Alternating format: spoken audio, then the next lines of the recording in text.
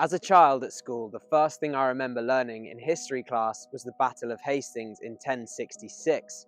This date is sometimes treated as year zero in England's history. But why? Who was the first king of England? It's a simple question that a lot of English people would surprisingly struggle to answer. And these aren't ignorant people. Some would likely say William the Conqueror. Others may know it was Athelstan. Most would not. What's behind this huge historical blind spot in our collective knowledge? Well, before we get into that, let's just quickly address the term Anglo Saxon, since it's been a point of contention in modern academia. Some believe that the term Anglo Saxon isn't inclusive or demonstrative of the other groups that were present in Britain, namely the other Germanic tribes and the Celtic Britons. How much of England's population is Anglo-Saxon or Brythonic is up for debate, with some studies suggesting it's as little as 10% Anglo-Saxon and others saying as much as 80%. 10% seems incredibly unlikely, but whatever the percentage is, it's clear that the Anglo-Saxons were the dominant culture in what we now call England, as their language prevailed over Brythonic. Instead of saying the Anglo-Saxon period, the term early medieval has come into the foreground. You could say the Angles, Saxons, Jutes, Frisians, and other continental groups, as well as the Celtic Britons. But when we use the term Anglo-Saxon, we all know what's meant by it. We know not all the Romans were from Rome, and let's just apply that rationale here. It's not harming anyone, is it? Let me know what you think about that in the comments, and please remember to like and subscribe if you're enjoying the video. I hope there are no Jutes out there who feel misrepresented by the term Anglo-Saxon. Anyway, back to the big question. Why have we forgotten our Anglo-Saxon history? It's not down to a lack of understanding or knowledge. Although there are no contemporary accounts from the pre-Christian Anglo-Saxons who first came to Britain, since they didn't write anything down apart from brief runic inscriptions, but we do have a decent understanding of them from archaeological records and from sources written by those on the continent who were observing Britain from afar.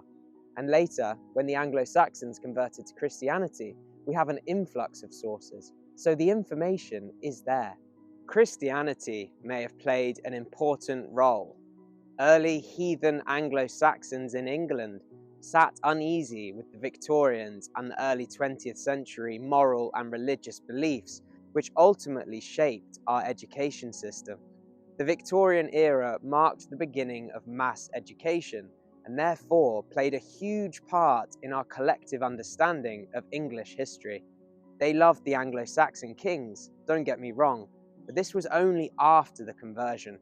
Perhaps the fact that the Anglo-Saxons were invaders also sat uncomfortably with the Victorian mindset.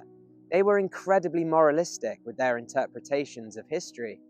But it wasn't until after the Second World War that the Anglo-Saxons began to be erased from our collective understanding. This was in response to a certain German ideology that had caused so much devastation in Europe. Identifying with a founding German race didn't sit well with post-war England. Perhaps England was trying to distance itself from its Germanic cousin, a bit like German shepherds that were renamed Alsatians, or the royal family changing their German surname to sound more English. After the war, Britain was trying to reshape its identity. Its empire was collapsing. Within the Union, there were, of course, Welsh and Scottish nationalities to consider too. The history that focused on a conquering Germanic race was conveniently ignored. It's an understandable response to the unimaginable horror. History is always politicized, whether we like it or not. I'm not saying it was the right thing to do, but that's what happened.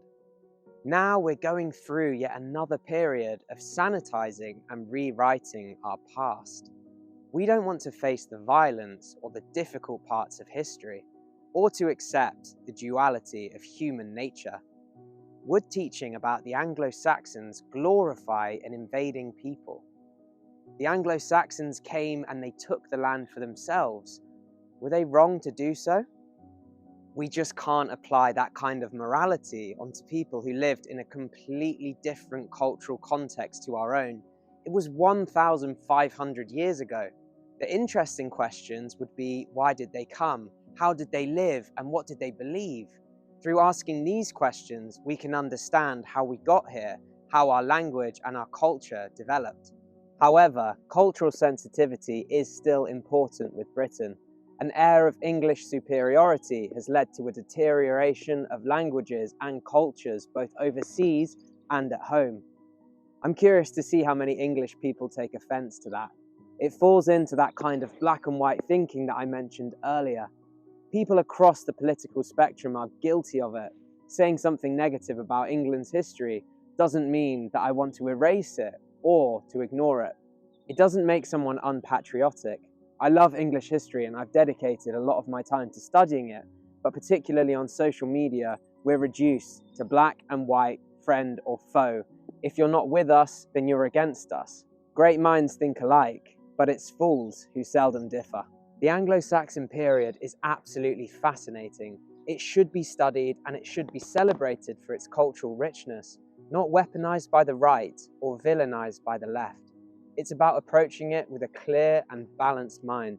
Every period has its own merit, but it's a shame that the people who gave birth to our language and shaped our country are largely overlooked.